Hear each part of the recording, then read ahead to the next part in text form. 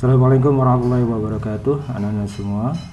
Selamat pagi, kembali lagi dalam pembelajaran jarak jauh bersama Bapak. Hari ini kita akan coba mempelajari bab baru atau materi baru, yaitu tentang relasi dan fungsi. Pada hari ini kita akan coba untuk membahas tentang unsur-unsur dan cara menyatakannya, yaitu tentang relasi. Kita akan membahas tentang relasi itu sendiri, pengertiannya apa, kemudian unsur-unsurnya apa, dan bagaimana cara menyatakannya. Oke, langsung saja kita masuk ke worksheetnya. Anda semua, ini worksheetnya. Worksheetnya seperti ini, Anda semua. Ada worksheet 12 yang akan kita bahas. Ini kompetensi dasar pengetahuannya, keterampilannya. Nah, materi-materi yang insyaallah akan dibahas pada materi relasi dan fungsi adalah pengertian relasi, contoh relasi, unsur-unsur pada relasi, menyatakan relasi, pengertian fungsi, unsur-unsur fungsi, menyatakan fungsi, membedakan fungsi dan bukan fungsi, kemudian fungsi pada aljabar. Nah, pada pertemuan kali ini insyaallah kita akan membahas tentang pengertian relasi, contoh relasi, unsur-unsur, kemudian bagaimana cara kita menyatakan relasi, ya, menyatakan relasi. Langsung saja Anda semua. Nah, pengertian dari relasi itu sendiri, oke, ya, biar dapat. Pengertian dari relasi itu sendiri adalah secara sederhana, relasi itu diartikan dengan sebagai kata hubungan. Hubungan yang dimaksud ini adalah hubungan antara daerah asal, domain, dan daerah kawan. Apa itu daerah asal, apa itu domain atau kodomain, daerah kawan. Nah, nanti akan dibahas pada waktu selanjutnya, ya. Oke. Relasi menyatakan hubungan antara anggota himpunan dengan anggota himpunan yang lainnya. Oke. Biar dapat semua, ya.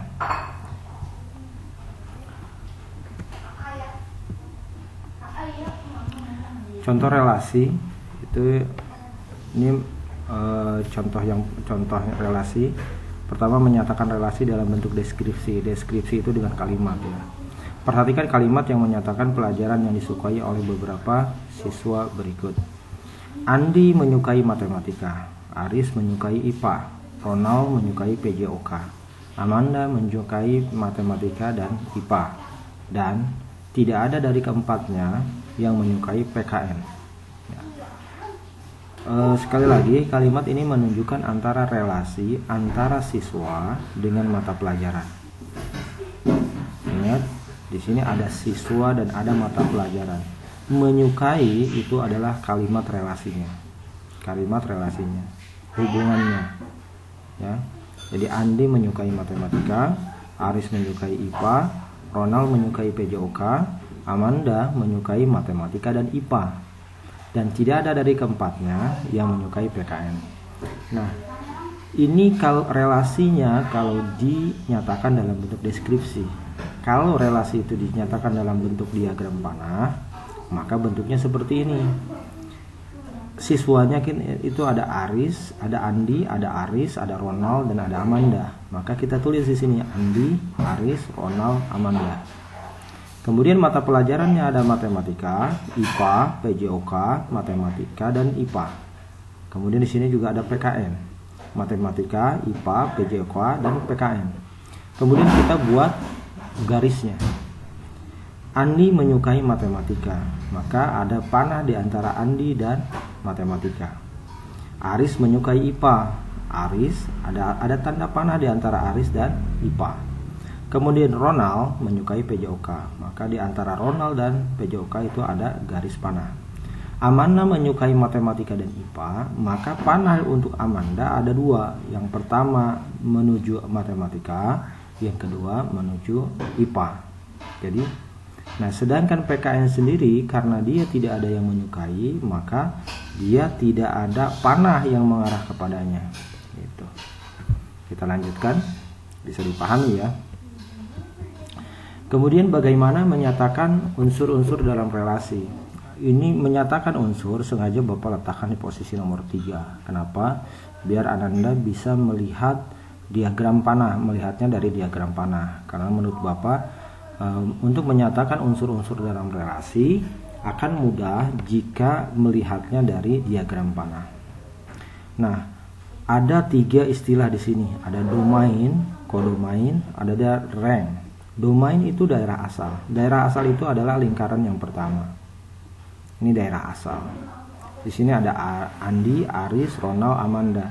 Daerah asal atau domain anggotanya kita pakai kurung kurawal di sini karena kita menyatakannya dalam bentuk himpunan. Ada Andi, Aris, Ronald, Amanda. Andi, Aris, Ronald, Amanda ini merupakan himpunan daerah asal. Oke, ini daerah asalnya. Anggotanya adalah Andi, Aris, Ronald, Amanda. Kemudian kodomain adalah daerah kawan. Ada juga yang menyatakan daerah lawan. Bapak lebih suka kamu menyebutnya daerah kawan. Nah, untuk daerah kawan atau kodomain itu letaknya yang sebelah kanan ini, lingkaran yang kedua. Nah, di sini ada matematika, IPA, PJOK, PKN. Ini adalah anggotanya. Ini ditulis semua. Oke.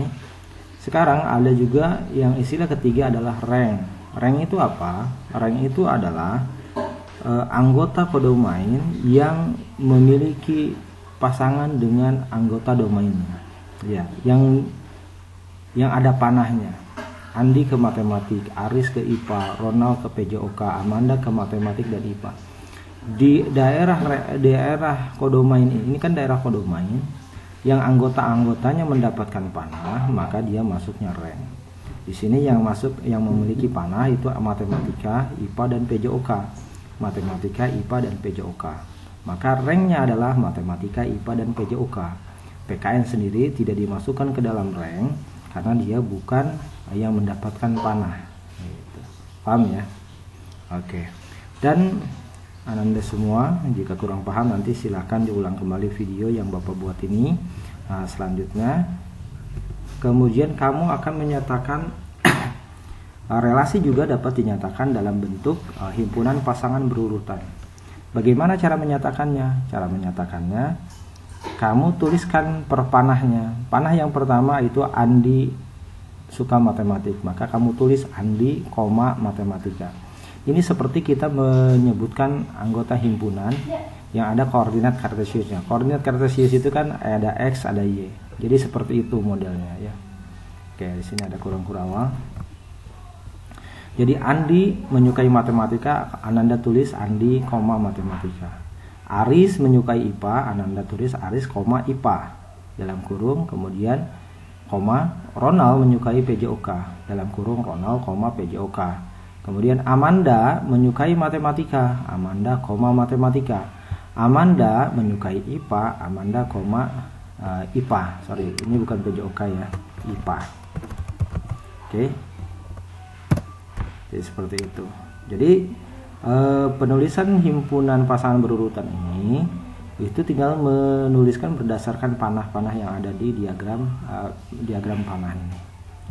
Kemudian menyatakan dalam bentuk diagram kartesius. Menyatakan dalam bentuk diagram kartesius modelnya seperti ini. Nama siswanya kan ada Andi, ada Aris, Ronald, Amanda ya. Jadi Andi, Aris, Ronald, Amanda. Kemudian mata pelajarannya ada matematika, IPA, PJOK, PKN. Andi menyukai matematika, maka kasih titik di antara Andi dan matematika. Aris menyukai IPA, maka di garis Aris, garis vertikal Aris ini di titik IPA, kamu kasih titik di sini. Ronald menyukai PJOK. Oke. Amanda menyukai dua mata pelajaran yaitu matematika dan IPA, makanya di sini ada dua titik di garis Amanda, matematika dan IPA. Beginilah cara Ananda semua menyatakan relasi dalam bentuk diagram panah, kemudian juga menyatakan himpunan pasangan berurutan, kemudian menyatakannya dalam diagram kartesius. Untuk latihan, Bapak buat satu soal. Perhatikan kalimat-kalimat berikut. Tempe terbuat dari kacang kedelai, lontong terbuat dari beras, tahu terbuat dari kacang kedelai, perkedel terbuat dari kentang, roti terbuat dari gandum, ketupat terbuat dari beras. Nyatakan relasi di atas dengan diagram panah. Diagram panah berarti seperti ini. Yang ini ya. Kemudian nyatakan, sebutkan unsur-unsur dari relasi di atas. Maka unsur-unsurnya itu yaitu domainnya apa, kodomainnya apa, rangnya juga apa.